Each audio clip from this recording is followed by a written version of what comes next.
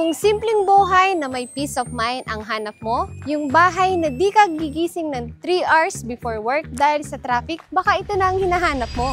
Sa video na ito, ipapakita ko sa inyo ang isa sa pinakasulit na house and lot dito sa Naik, Cavite dahil may libreng solar panel ang bawat bahay dito. Locally employed ka man o OFW, pasok ka dito. Watch this video until the end para malaman mo kung magkano nga ba itong napakagandang townhouse na to. Tara, silipin natin ang Amora model dito sa Leora Homes. Good day everyone! I am Marcel Spilimbergo. Welcome to another house tour.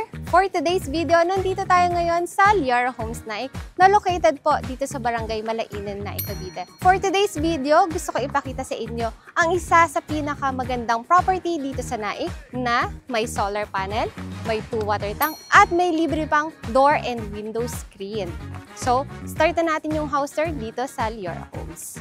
So, nakikita nyo nga, dito sa Leora Homes, meron tayong malaking parking space. So, hindi ka na mamumblema kung saan mo ipapark ang sasakyan mo. So, this one po ay may lot area na 50 square meter at may floor area na 44 square meter. So, ito na nga po yung inyong parking space. So, pasok po tayo sa loob ng bahay. So, pasokin na natin itong actual turnover ng units. Upon turnover nga po ng unit is semi-complete na ang turnover. So, kung mapapansin niyo yung ating safe po, ang kulang na lang po dito ay tiles na lang. So, mataas din po ang ating ceiling. Kaya kung gusto niyo pagandahin pa siya, palagyan ng cove light, pwede yan. So, pansinin naman natin dito sa side na to. So, sa mga saksakan naman po, marami din po tayong mga saksakan dyan. At nakaabang na rin po dito ang inyong internet at cable. So, dito naman tayo sa side na to. Ito ang ating solar panel system na nag-generate ng at least 30% savings ng inyong electricity.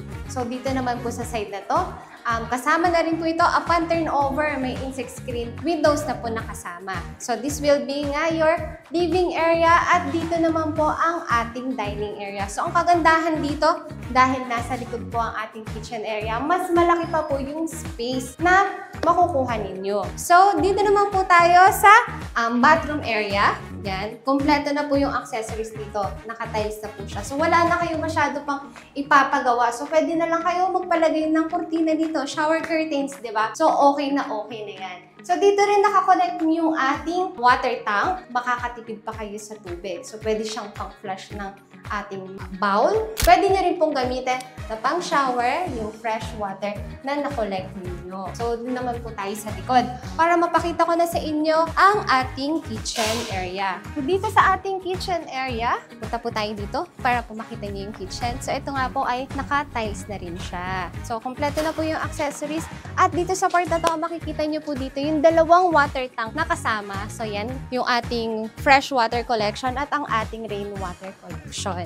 Kita po tayo sa taas. So, bago po tayo umakyat sa taas, pakita ko po muna sa inyo ang ating staircase. So, gawa po siya sa synthetic na kahoy at sa bakal, kaya iwas-ani siya. So, kita tayo sa taas. So, going up po dito sa ating second floor, provision for 2 bedrooms na po siya. May kasama na pong kisame at ready na yung mga switches ninyo. At dito naman po, makikita nyo, meron na rin po tayong abang na butas para po sa ating aircon. Punta naman po tayo sa model unit para makita nyo kung gaano ba kaganda ang bahay dito sa Leora Homes. So, dito na nga tayo sa model unit ng ating Leora Homes. So, which is yung Amora model. So, wala na silang masyadong ginawa dito. Nilagyan na lang nila ng mga features. And then, ang ginamit po nila dito, yan po. Kung makikita ninyo, naka-porcelain tiles po siya na 60 by 60. So, yan na po. Kung makikita nyo, na gumagana na ang aircon dito sa model unit. Kung work from home ka, hindi ka mangangamba sa kuryente mo kung maghapon nakabukas ang aircon mo, di ba? So, dito naman tayo sa side na to.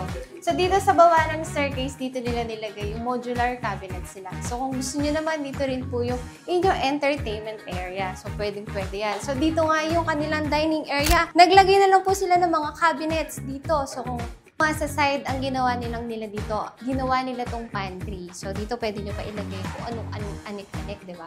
So, dito na tayo sa CR. So, dito sa bathroom, ito na nga lang yung nilagay nila. Naglagay na lang sila ng shower curtains. May salamin na dito. Very functional na, di ba? Pwede na. So, dito naman tayo sa likod na bahagi ng bahay. So, dito sa likod, pwede nyo na ito ditong gawing dirty kitchen or yung laundry area nyo. Pwede na rin dito. So, dito nga ginawa nila, hinlagyan na lang nila ng cover dito at pwede na siyang gamitin. So, tara, akit tayo sa taas. So, tara na po, akit po tayo sa taas. So, dito po, meron tayong provision for 2 bedrooms. So, ang ginawa na lang po nila dito, naglagay po sila ng vinyls. So, ito nga po, naglagay po sila dito ng kama na pwede po sa dalawa. Yan po. At nakita nyo po, umaandar na po yung ating aircon dito.